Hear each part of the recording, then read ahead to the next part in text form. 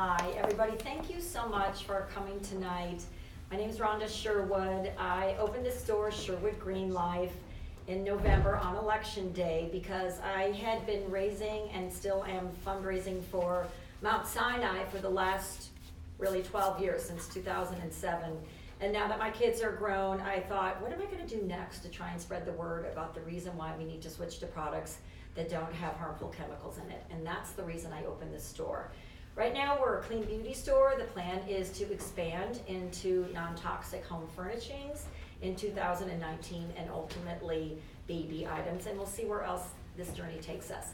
But I'm so proud tonight to introduce to you Dr. Leo Trasande, who's a pediatrician. I met him back in the Mount Sinai days. He's now a professor at NYU as a practicing pediatrician, but also an academic professor at the NYU Business School, as in addition to you probably teaching at the medical school. I don't know that, but and so what's really exciting for me is for you to hear from someone who is world-renowned, super steeped in the science of why endocrine disrupting chemicals are not healthy for you.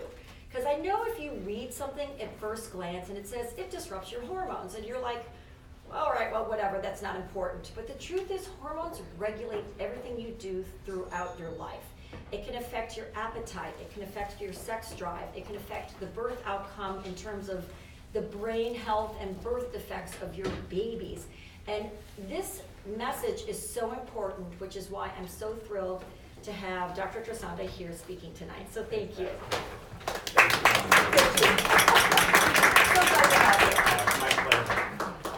So first and foremost, thanks for having me. So I'm going to start with a bit of a story. So you might wonder, why is a pediatrician writing a book about anything these days? After all, don't I have a full-time job, patients to care for? I have 2 kids at home myself. But my kids are part of the story. So I was asked about 5 years ago, time flies, by the European Union to put together a group of experts to document the disease burden and economic costs of endocrine disrupting chemicals there. Now, you're already starting to go, well, why is he talking about Europe here? And there's a story to that in a second, but I'll get there. So we found, we had these expert panels who gave their time for free. They were busy people, world-renowned experts. We were only able to ply them with food and a couple of days of good company and cheer. And they looked at only less than 5% of the chemicals known to scramble our hormonal signals, our basic core molecular signals that drive our temperature, our metabolism, salt, sugar, and even sex. So we know about 1,000 of these chemicals are known endocrine disrupting chemicals, synthetic chemicals that scramble the basic molecular traffic signals in our body. So even though we looked at less than 5% of those chemicals, a subset of diseases linked to those chemicals, and a subset of costs linked to diseases linked to those chemicals. So we're talking about an underestimate of an underestimate of an underestimate. So that less than 5%, that really severe underestimate, that conservative number, is 163 billion euro. That's $209 billion a year. So that's 1% of Europe's gross domestic product. And that's an annual cost insofar as exposures continue at current levels. So even when I did these analyses, I was pretty shocked. I was pretty stunned. But then as a dad, I kept coming back to, well, why am I doing this in Europe first? And here's why. In the US, we've banned 11 synthetic chemicals from personal care products. That Food and Drug Administration has only banned 11. In Europe, they've banned 1,382. So that's an amazing contrast, and it really makes you have to take a breath, actually, and think about what we might be doing to ourselves. Are we being treated as a second-class society in that context?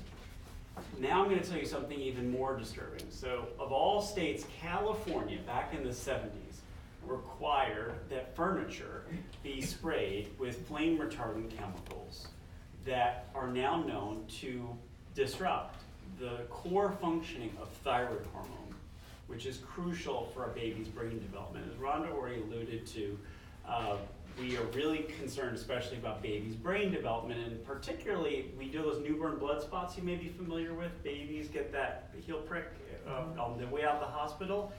One of the things they're testing for is thyroid hormone function. I had it drilled into me as a pediatrician that we had to be really proactive and make sure every baby had that, because if they had clinically significant hypothyroidism, you could treat that and prevent a kid from being intellectually disabled. And if you missed it, you could have a permanent and lifelong consequence of that disability, with the disability that you could have treated and saved that kid's brain functionally. And that's always very rewarding when we pick those up. But when you dig deeper, that chemical that I was talking about that's intentionally added to furniture, these brominated flame retardants, has a chemical structure similar to thyroid hormone. And for a pregnant woman who even has a normal thyroid hormone level, there are subtle shifts in that thyroid hormone that can be induced by flame retardant chemicals that we've been using for 40 years, that in Europe were banned much sooner than they were here in the United States. And what happens when that thyroid hormone scrambles thyroid signaling, even in the clinically normal range, you can have subtle and even more clinically significant changes in brain development. You can't rewind a child's brain development. So if you have a subtle disruption, even within the normal clinical range, you draw a blood test and you check that mom's thyroid hormone and everything's looking fine, under the radar, these chemicals literally shift the way the brain is wired, such that you have cognitive deficits, potentially even autism and ADHD. Now, mind you, I'm not drawing the entirety of the increases that we've seen in those severe conditions and tracing it all to synthetic chemicals, and I'll explain more about how we tease that out later. But we've had a generation of American children and us as adults that have been exposed to these thyroid disrupting chemicals, and we only banned the use of flame retardants. We only changed the California law back in 2013. So we have some fundamentally distorted ways of thinking about chemicals and their impact on our health in the United States compared to Europe. So that got me thinking, wow, I better go do this again in the United States. And then I was even more shocked. The cost of endocrine disrupting chemicals using roughly the same methodology, $340 billion each year in the United States alone. That's 2%, 2.3% to be precise, of our GDP that we're literally throwing away. In another way of putting it, it's a $1,000 tax bill that were levied, and I'm not talking about the 2018 tax returns that you guys are probably having to deal with like I am these days. So it's literally an extra $1,000 bill, pardon me, so we're getting over a little cold, that we're paying as a result of preventable exposures that affect kids' brains, that mess with our metabolism, that affect sexual development, sexual function, as we'll talk about. And so that got me thinking, we need to get the word out. I'm going to rattle off a series of conditions, and raise your hand if you've got a family member who's been affected by them. And you can do it at the end if you feel more comfortable, because I don't want to force you to give personally relevant health information, right? I'm big on privacy. So I'm going to rattle off the conditions: autism, ADHD, obesity, diabetes, breast cancer, prostate cancer, infertility, male or female, testicular cancer, just to name a few. Is there anyone in their family who is affected by that? Pretty much everybody's raising their hand. So here's the thing. You guys probably came in knowing something about endocrine disrupting chemicals, or you've at least talked to Rhonda, who's got you on the right page, right? The reality is, though, as much as this affects 99% of all of us, if I went to a random shop in New York City, where I'm from, or in Boston, or I was in Ann Arbor yesterday, only 1% of people know about it. And that really got me thinking that I almost have to drop what I'm doing as a pediatrician and researcher. Instead of writing grant applications to do new studies, I felt like I needed to have impact by communicating this for all of us so we can actually do something. And so that's really the crux of the story behind Sicker, Fatter, Poorer. Now, let's unwrap that. We've already hinted a little bit about the sicker. Let's go to the fatter. You've already heard of a preview of the poor because $340 billion is, we're all paying that basically as a society.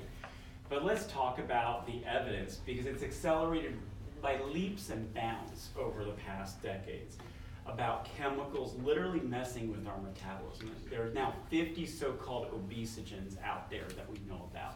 Chemicals that literally make us fatter. And the poster child is a chemical called bisphenol A or BPA that's been in the news. So BPA literally makes fat cells bigger, disrupts the function of a protein that protects the heart and vascular lining, the arteries, in our heart, for example, called adiponectin. And it's a synthetic estrogen, and it can have sex-specific effects, especially during puberty and other critical windows of development, and in shaping body mass in particular. There are chemicals called the perfluoroalkyl substances. They call them the forever compounds. They're in Teflon you've probably heard about Teflon pans. They're not, there's no such thing as a Teflon pan anymore. They're non-stick pans now, but perfluoroalkyl substances are bigger than just the Teflon part of the story. They're in certain food packaging because they give a non-stick aspect to it. And they're even in certain Scotchgard and certain materials that make them water resistant and oil resistant in particular. Those chemicals, they've done a study where men and women had already successfully changed their diet, had a healthy physical activity lifestyle, and dropped their weight successfully. And they had measured at the time that their weight loss was done, their perfluoroalkyl substances in their serum. The higher the perfluoroalkyl substances, the more the weight gain. And you know why they found that? It was because literally the body's thermostat was turned the wrong way. Instead of telling the body to burn more calories, these perfluoroalkyl substances are literally telling the body to slow the burn rate down and preserve energy that's coming in calories. And that's what these chemicals can do. Another category of chemicals that are of concern are the phthalates, or the plasticizing chemicals. And I don't mean to shock you further, but I'm going to hit the guys in the room where it hurts, if you will. So phthalates are chemicals that also mess with our metabolic signaling. They literally can shape how our body's calories are processed into sugars and fats as opposed to protein. But what they also do is they inhibit the function of the male sex hormone. And you may not know, but sperm counts have declined roughly about 40% over the past 30 years. And I'm not saying the entirety of that is due to synthetic chemicals. There's obesity, there's other medical conditions that may have increased that are in the line of fire there, if you will. But at least for phthalates, we know that they mess with testosterone, which is also, by the way, important for libido, with 40% of guys having some degree of impotency out there. And as much as I want to emphasize it's a lifestyle issue, and that should really hit guys where it hurts, it's also a life or death matter in some cases. So phthalates, insofar as they mess with testosterone, are important because you've probably heard of low T. Low T is either a marker for or a predictor of adult cardiovascular disease and stroke. So insofar as chemicals mess with testosterone, you're in the line of having an increased risk for literally mortality in some cases, as shocking as that is to say. And I'm not saying that you literally get exposed to a phthalate-containing cream or eat some processed food and you're going to drop dead of a heart attack. I'm not making that connection. But we do know that the higher these levels of chemicals, the higher, the lower your testosterone levels are in your body, and that can ultimately set you up for long-term health problems. Now, I've probably scared you at this point at some level, even though you probably already came in a bit woke, if you will, to these issues. After all, you're here. You're a friend of Rhonda's, so that's a given, right? So let's pivot a little bit. So here's the great news. There are safe and simple steps that we can take right now And they're going to be eerily familiar from my days with Rhonda back a decade ago, but there's more, and we've grown in our knowledge in particular. So let's go through it. So one category we've talked about are the bisphenols, the chemicals that are used to line cans. A little bit of history there. We used to line cans for storing food for months at a time with lead, and that was a bad idea. We got that out and we swapped in these bisphenols. The problem again is that they're estrogenic and they mess with our metabolism. We've already talked about that. By the way, they're also potentially problematic for ovarian function in addition. But the great news is, if you avoid canned food, you can drop your levels of bisphenol in your urine in a couple of days by 66% or even more, based on well-controlled studies. In addition, you know those thermal paper receipts you get at your random coffee shop? I won't name names. I try not to name brands when I do this. The reality is that when you take those thermal paper receipts, that shiny coating is made of bisphenols, and particularly bisphenol A and S. And now, here's the thing. You probably have seen these BPA-free cans and BPA-free this and that and the other thing.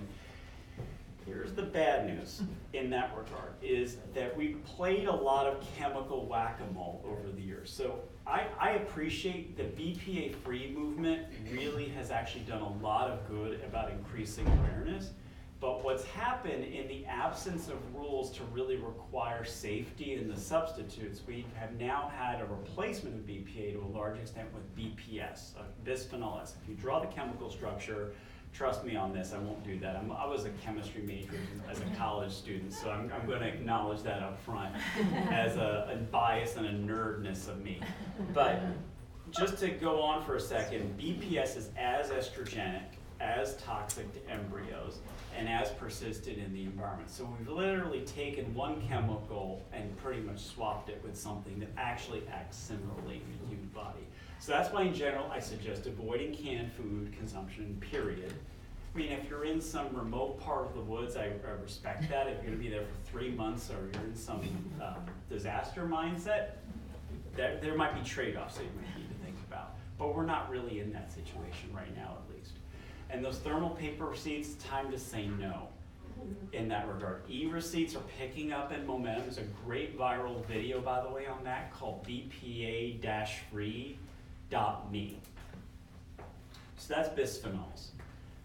Eating organic is a great way to reduce your pesticide consumption. That's the main source of exposure these days. And we've seen a lot of momentum over the past 5 or 7 years. I work at Bellevue Hospital in part, which is the major public hospital flagship for the public hospital system. And the advice that I've given on this in this regard has really changed dramatically. There are certain high priority fruits and vegetables, the ones where you eat the leafy outer layer, if you will. Those are the ones where you're eating the pesticide directly. There's really no way to wash off the pesticide in the first place. But more generally, we're seeing the big box stores really take this on such that it's side by side with the conventional derived foods. And the price differences are narrowing because the market share is growing, making it very affordable. And that's really the secret sauce, if you will, that's behind this book at some level, is that we have so much power as consumers driving the change we seek. And that, you know, as much as I have noted that BPA-free has also created some problems, the attention that BPA created in the public media and in the general consumer atmosphere actually created the kind of change we need. So the reason we got BPA of baby bottles and sippy cups, the reason FDA banned it was not the science at the time. The science was weaker than it is now. But it was literally this consumer attention that had the manufacturers change their methods, run to the FDA and say, hey, we changed it, please ban it so we can chill the consumer public out. And all of a sudden, BPA was banned from baby bottles and sippy cups. So that speaks to the consumer activism and the benefits of that. More recently, I won't name names again, but there are 2 major supermarket chains that got perfluoroalkyl substances out of their buffet-style food packaging based on a study of 5 packages. where these two companies were identified as having these perfluoroalkyl gill substances in their food packaging. And on Instagram and Facebook, all of a sudden you saw the food packaging get pushed aside. And the companies, mind you, these are big, I'm not talking about little supermarket chains. These are big, I'm not gonna name names, big supermarket chains that literally insisted on their upstream providers of getting rid of these food packages and forcing the companies that were providing them to change how they made their product. And so that is a big force multiplier. Now take that to schools, take that to workplaces, take that to all of these major employers. And as much as the power of the pocketbook and purse and wallet is really strong, imagine if a major employer takes that on. That's a huge force multiplier. Think about cleaning products. Think about the place we're in right now, and the movement that we can have if there's even basic awareness on this topic. Now, we've got a lot to talk about, I'm sure, in questions that you've got, and so I'll start to wrap up. But fundamentally, I'm an optimist, as you can tell. I'm not a pessimist, as much as I see patients all the time with these issues. I sometimes want to pull my hair out because I can see the train wreck happening in slow motion. I see things in supermarkets, people exposing themselves to things, and I go, ooh, I have that cringe moment. But the reality is we've made so much progress. We've seen already levels of phthalates in nationally representative samples of the population drop by 1/3 for phthalates. For bisphenol, we've seen huge drop-offs already in some of the major chemical exposures. And that means that we've actually improved our health at some level and reduced the costs that can be traced to these chemicals in the first place. And I've seen the power of consumer activism. So here's the job that I'm going to pass back to you. So I'm happy to sign your book if you buy it, but I've got a job for you in return. So the point of this book is not to preach to the converted. The point of this book is to pass the information on to the next person. I mentioned that 1% of people that know about endocrine disrupting chemicals. Your job is to take this information and have maybe an awkward conversation with an employer, a supermarket, a place that you're shopping, somewhere where you're going on vacation, that Uber driver that is probably using the scented material that might drive you nuts and cause some irritation. Maybe you pass them the book. Maybe you tell them a little bit about what's going on in the book. There's a website you can check out with great information. Just having that conversation moves the needle from 1%, maybe up to 2%, maybe up to 5%. But that's the kind of momentum that I was thinking about when these numbers were making my eyes pop out of my head functionally. And so I'll close with just one other thing, which is, to me, the biggest hope of all is in the millennials in this audience and in the audiences beyond. There's already a movement towards being woke about climate change, and you can already see the wheels turning about broader environmental issues. Now, at the same time, you don't want to get depressed if you're in the Gen Xers like me or other generations, because there's a lot you can do now to improve your health at this point. We're talking about exposures that can lead to change. That if you change your exposures, you're literally reducing levels of chemicals in your body in a day or two, or maybe a week. You might see hormonal level changes in a few weeks.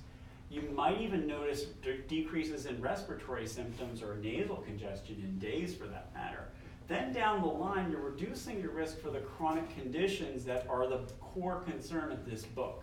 So we're talking about short-term wins, medium-term wins, and long-term wins. And it's not as if the cake is baked when you come out born, if you will, for these exposures. There are things you can do in midlife. The study I talked about, mind you, about the perfluoroalkyl substances and the weight gain was in adult men and women. So these are changes that you can make to improve your life in the here and the now and have impact even if you think you've had so much toxic exposure that you're in the proverbial problem zone. So there's a lot of hope and optimism that I hope you're able to carry forward, and I'll stop there and look forward to your questions and thoughts. Well, first, thank you.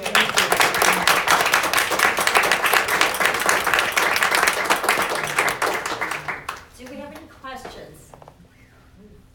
It's heavy information, but if maybe one idea would be to break down, if you could make 3 changes Right. in your life, what would you do?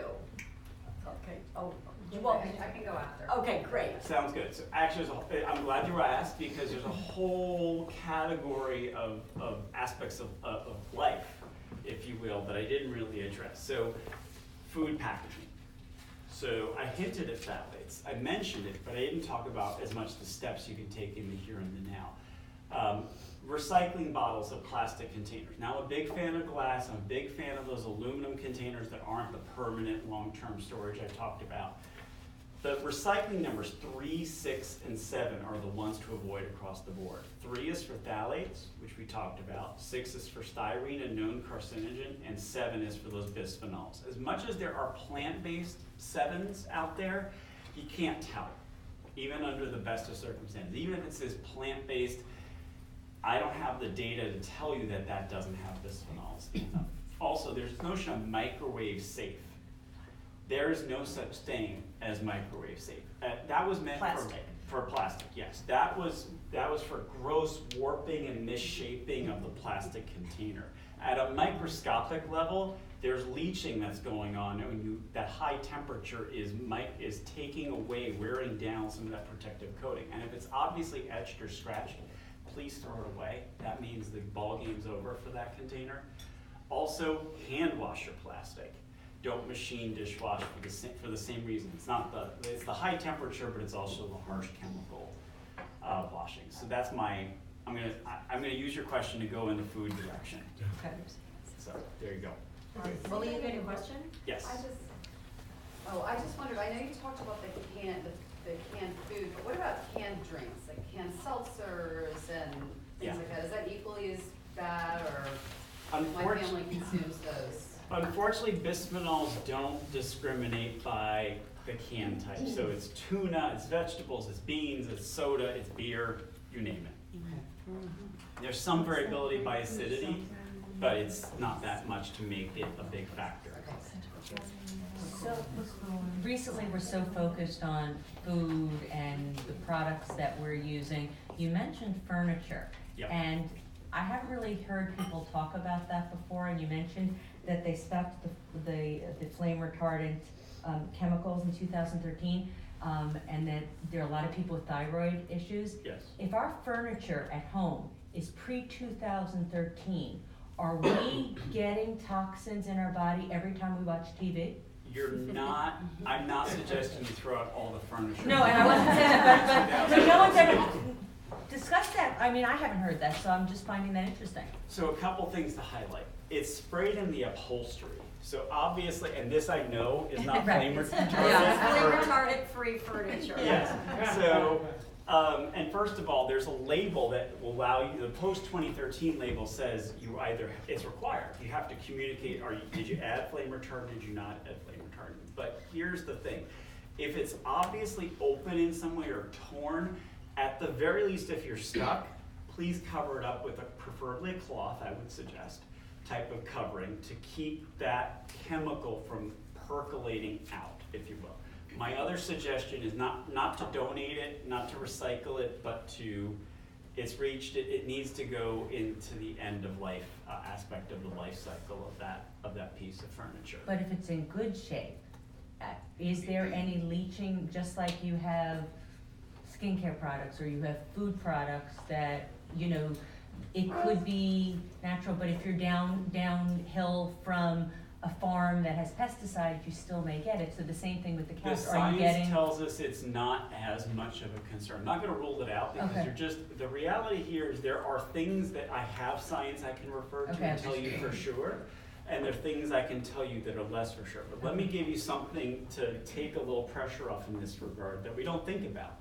So there are electronics that we're exposed to. Those have flame retardant for the right reasons at some level. I mean, I don't want my device to literally spark. Or, you know, we've had some issues with Samsung's on airplanes, right? I'm not trying to name brands, I apologize. But that's what came to mind in stream of consciousness. So let's unwrap that a little bit. So that means that there probably are flame retardants that are going to be in the household dust to begin with. So just open the window, just recirculate the air and get the persistent organic pollutant dusts out there and minimize it. That's a great way to just reduce your exposure as a given. And here's the other thing: these chemicals make worse iodine deficiencies that a lot of us have. The World Health Organization estimates that 2 billion people worldwide have some degree of iodine deficiency. So nothing in what I'm saying undermines the need to think about diet. So when I talk about obesity, I didn't do it this time, I emphasize, for example, that diet and physical activity are still the major drivers of the obesity epidemic. As an aside on that, I do want to emphasize it's hard to change your diet and keep it that way, let alone your physical activity. We're talking about changing manufacturing practices that once you change them, you can spontaneously reduce exposure to the chemicals that may also be obesogenic.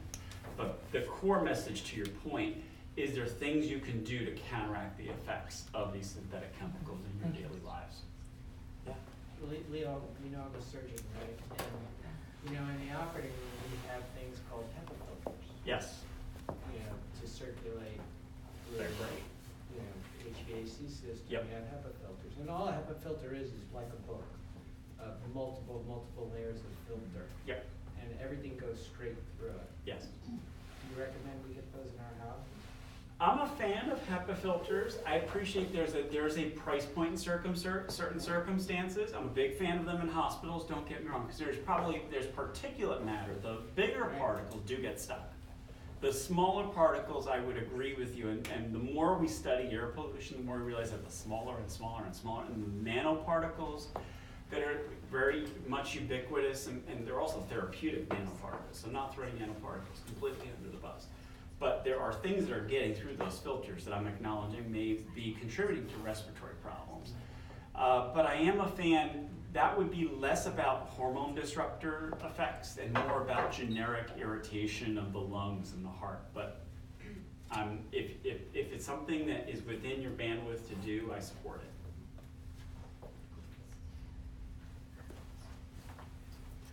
I answered all your questions? I didn't think so. Yes. Oh, over the back. Do you have any thoughts on new performance fabrics, like, that are out there? Are those scary?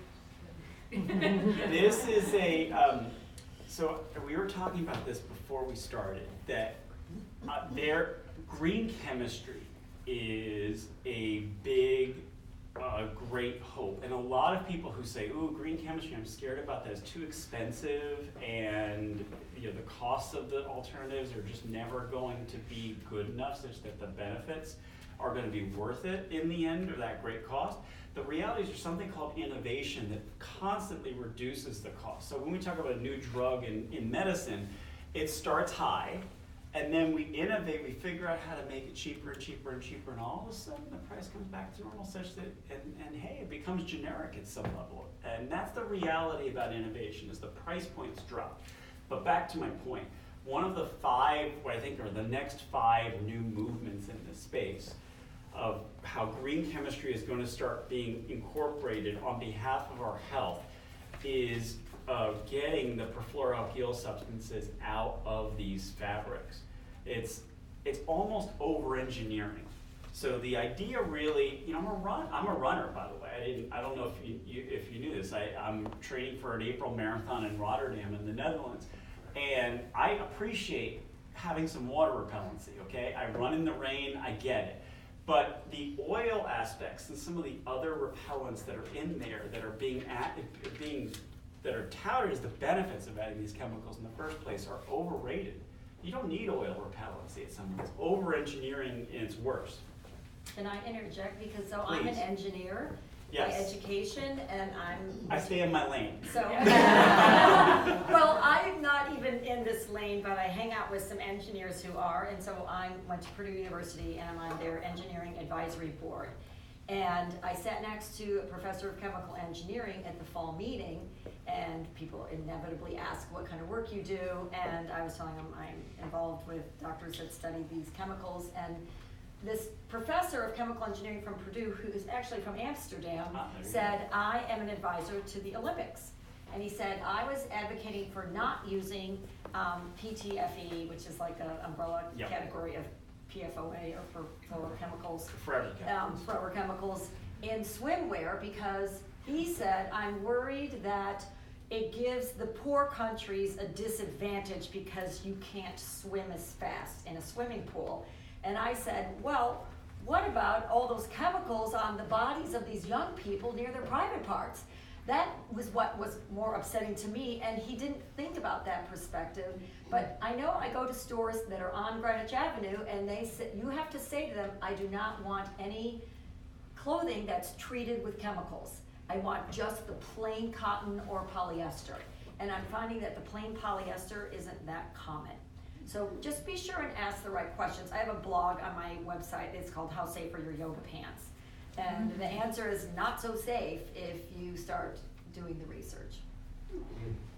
Wow. And here's the hope, is I think that folks are catching on to this. And it's still a 1%er kind of thing, and we need to pivot to the 99%ers, but it is affecting us all. And that's really, again, if there's something I can say about this book and about the broader message, is now that you're ingrained, if you will, with this knowledge, take it to other people. You're going to have to convince people. You may not convince them successfully on the first try. I get that, but I have to deal with that all the time too, and I'm okay with it. But then you've left a kernel that may multiply, or may lead to, may ask that person saying, I heard about these hormone-disrupting chemicals. I don't believe this. What do you think? And then you've done. Then my heart's warmer that night, because then you spread the message to somewhere else, and you started the dialogue about this. Because right now we're not talking about it in that way, and those are priceless conversations, especially when we're getting disciplines to talk to each other. Yeah. So is there any such thing as a safe nonstick pan? Because now they're producing ones that we call green, and it's literally the only time I ever resort to one is if I make something like with egg whites, because I can't get it to not stick in a regular pan. But of course I'm skeptical about what they call the new green nonstick. So I have 2 4-letter words that are not 4-letter words: green and natural. Throw cage-free into the mix, but cage-free I'll give some credit, because from an ecological perspective, I respect the notion and I appreciate that. But there's no health benefit to any of those 3 words whatsoever that's proven. This is where the Food and Drug Administration, among other entities, have really let us down, because it used to be that you had a really transparent truth in advertising mode. But the reality is right now people can say, with a few exceptions, almost whatever they want right now when it comes to these words. So to your point about cooking, so in our household we have a cast iron, and we have an old school metal that we literally throw some oil on, or butter or margarine, organic, mind you, and we pop that on, and it makes a little, got to do a little more work at the end, and I feel that pain. I get it, because I'm usually the one that's washing it for my wife, actually. But it's when you get used, it's habit. A lot of this is force of habit, and getting back to mindsets that were normal 20 years ago, for example. And it doesn't have to take you to 1850 or beyond. You don't have to go to some cabin in the woods. Nothing I've talked about is really I live in New York City, after all. I live on the Upper West Side of Manhattan.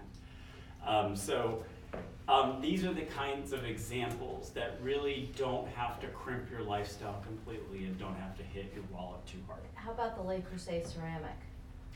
I'm not a ceramic fan, because I don't know what's in those ceramics. The metals in particular are a concern for me in those ceramics. I just can't rule it out. It depends on where they're being manufactured in particular. Yeah. Sorry, I didn't mean to, I think I just popped a bubble. All these cooks. I'm gonna throw away all my green non-stick, which I make an omelet like in the morning, whatever. Cast iron, what about stainless? I just would Stainless need to steel know is a big practically thing. what I can Stainless use. steel is good. Ceramic, I mean. I just didn't ceramic. say the word steel, but steel's good. Steel. Yeah. Okay. There's like a lot of olive oil. I think a lot of people are afraid of olive oil, and so that's part of the reason that eggs still stick. Right. Sure. I was wondering about like different packaging such as like the boxes for broths or stocks. Yes. And pizza boxes I heard have some kind of chemical to keep the grease from, Two different stories. I don't know. So Tetra Paks, which you've probably heard is the you know, I mean, that in essence names a brand, if you will, but it's the one paper-based packaging that I know is a lot better than cans. I'm not saying it's perfect, but what little we know right now suggests that they're not as rife with some of the chemical exposures of concern. It's not perfect, but it's better than what we've got. I'm a big fan of glass myself, but not everything is in glass as an option. To talk about the pizza boxes, you're talking about a different material, because there's non-stick spray embedded, and that's the perfluoroalkyl substances that we're talking about.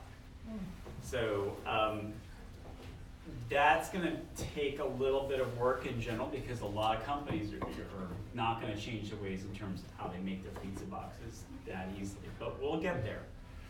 The non-stick pans and some of these other methods are really, really straightforward, at least as a starting point. A great question. Just another Yeah. question about being in the grocery store. Frozen food, there's a lot of boxes, and they seem to have a coating on the inside of the paper that frozen food is contained in. I have a couple thoughts about frozen food. So first of all, never microwave the plastic containers they come in. That's one thing. It is true that some come in plastic containers and packaging. I'm less worried about that, except don't microwave. I mean, the worst thing I see, this is my train wreck feeling, is you literally take the plastic bag of organic broccoli and pop it in the microwave, and you're just, at least with me, I have a bit of a visceral reaction in that regard. So. Any other questions? You've got dry cleaning. Are the green dry cleaners really helpful in making a big difference? The bigger issue there is a group of chemicals that were water contaminants, among other things, for a long time, and there were a lot of vapor intrusion issues there. From an individual health perspective, I don't have a problem with green dry cleaning, and I appreciate that there's an effort. I don't think that organic dry cleaning makes any sense, because I was a synthetic organic chemist as an undergraduate. So when I think synthetic organic chemistry, I'm thinking organic as in carbon-based chemistry. So mind you, my career has actually done a bit of a full circle. I was almost a synthetic organic chemist as my career. I worked on chemicals, pharmaceuticals that were being used as anti-diabetics medicines that hit the same receptors that phthalates hit. They just hit it in a different way and produce the opposite kinds of effects to the pharmaceuticals that we're trying to help design better molecular synthesis for. So this is for me, this is a very a circular career path in a weird way. Probably my undergraduate advisor would not be very happy about the path that I took, though I can look at myself in the mirror and feel okay about it. Yeah.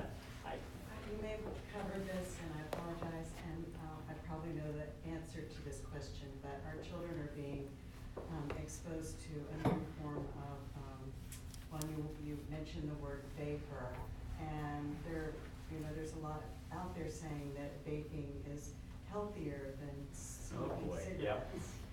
And I kind of think I know the answer to the question that it's not, but could you help us with that? Is there such a thing as? I'm so glad you brought this up. It's not on the hormone-disruptor track officially, but it's something that's got me quite intense and energized about it. Unfortunately, the Academy of Pediatrics is also that way too. So these what we're talking about here are these liquid vaping materials you see everywhere. And the idea was, well, you're not burning that mess of chemicals and inhaling it directly, and then the secondhand smoke's not a problem. But what little we know about the vaping chemicals is that in worker studies, you can literally develop what we call popcorn lung, and that's not a good thing, mind you. You don't want rigid air sacs in your body. The point of the lung is that it actually expand and contract and expand and be flexible. You make a popcorn lung and it's just really rigid and just not useful.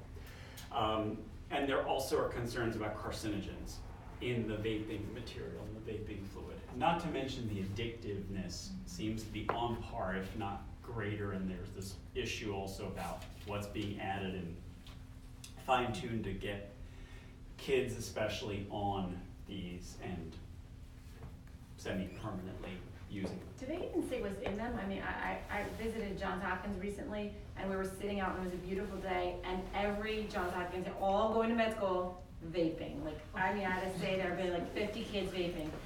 And I'm like, wow, these are our kids about to go to college. These are educated kids. Right. And every blanket, there was a past, vape. So I was like thinking to myself, these are the most educated kids, and does it not say that they're gonna get popcorn? I've got to tell my dean. I've got to tell my dean of the School of Medicine that, because Johns Hopkins is number 2, NYU School of Medicine is number 3. So they're going to joke that NYU School of Medicine is going to jump Hopkins in the line next year in the rankings because of this. But that was my way of saying, as a joke. I haven't seen many NYU students in the medical school. It was undergrad. It was undergrad. Yeah, it was undergrad. And I've had my share of undergrads, and one of the stories I use, by the way, to motivate the undergrads is to talk about, literally I joke with them, that they're 4 to 7 IQ points smarter because we did the right thing on lead 3 decades ago. We get $1,000, as I talked about the $1,000 tax we get a $1,000 tax refund because we got lead out of gasoline and paint, a $200 billion economic stimulus each year from preventing that toxic exposure. Because my lead growing up as a kid in the West Village in the 70s was 15 micrograms per deciliter.